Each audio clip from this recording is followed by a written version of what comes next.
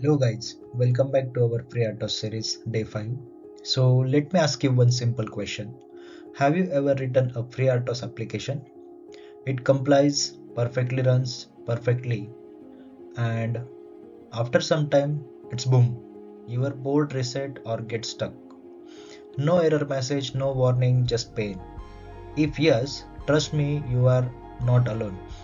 In 90% of real embedded projects, the reason is memory misalignment, stack overflow. In today's video, we will understand how memory works in FreeRTOS, what exactly is stack and heap, and why stack overflow is the silent killer, and how to debug this issue like a professional firmware engineer. So relax, take your chai, and let's start. So, how memory works in FreeRTOS? First, let's understand one basic thing. In FreeRTOS, RAM is mainly divided into two parts.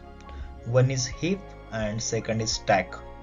So heap is used when FreeRTOS dynamically creates objects like task, queues, semaphore and mutex. Whenever you create a task using xtask create, memory comes from heap. Now, stack is task specific. Each task has its own stack. Stack is used for function call, local variable, return addresses. So if you have 5 tasks, you have 5 different stacks simply. Stack 1, stack 2, stack 3 and still stack 5. So we will see FreeRTOS heap management scheme. So FreeRTOS gives us multiple heap implementation. You may have seen files like heap.c1, heap1.c, heap2.c, heap3.c till heap5.c. Let's simplify this. If heap1 is very basic, no memory free, so it's not a practical. Heap2 allows free but fragmentation problem. Heap3 use standard malloc, it's not recommended for heap management. Heap4 best option for most project, and heap5 use when RAM is in multiple regions. In real projects, always use heap4. It is safe, efficient and widely used. So that is the recommendation for this. Let's continue to understand the stack and most common mistake. So now listen carefully. Stack issues are the number one reason for FreeRTOS crashes. When you create a task, you define its stack size. Example, you create a task and you define task size is 256. This 256 means stack size. Now imagine inside that task, you create a large local variable like this. This is your local variable. What happens if you create a local variable? Your stack is only 256 words, but local variable itself needs 500 bytes. So you define 256, but your local variable will acquire 500 bytes. So what is the result? Stack Overflow system crashes silently. No compilation error, no warning. This is why beginners get frustrated.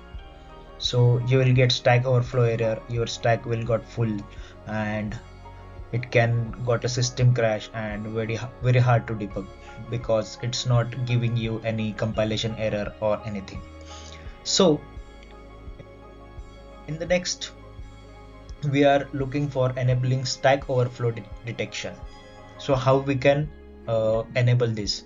FreeRTOS gives us a safety net, but many people forgot to enable it. So go to FreeRTOS config.h file and enable this by defining this config check for stack overflow equal to 2. Now implement this function. So your defining one first function in that application stack overflow hook. In that you are blinking LED reset the system. So now instead of random crash, FreeRTOS will tell you exactly which task overflooded. Very powerful feature. So if your LED blinking got overflow, then this function will give you the error. Now we will see stack debugging using high watermark. Now here come a pro level trick. FreeRTOS provide a function. The function is task get stack high watermark.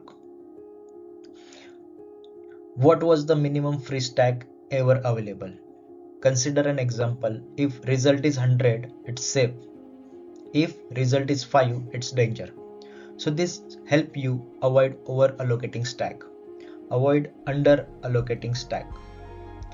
Perfect balance. So this can maintain perfect balance for your watermark.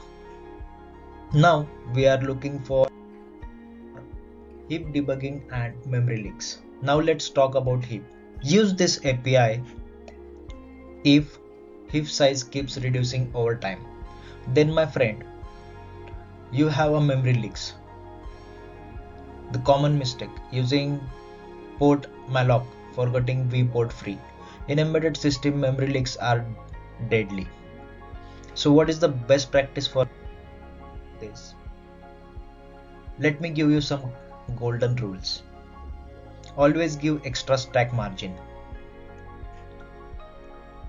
Avoid large local variables. Prefer static allocation if possible. Enable stack overflow checking and monitor heap regularly.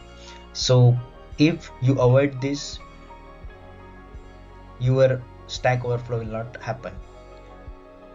If you follow these rules, your system will run for months without crash. So today you learn one very important truth.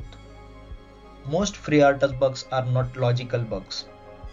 They are memory bugs. If you master memory and stack debugging, you are already ahead of 80% of embedded developers. So in the next video, we will talk about task priorities, stratification, and scheduling traps.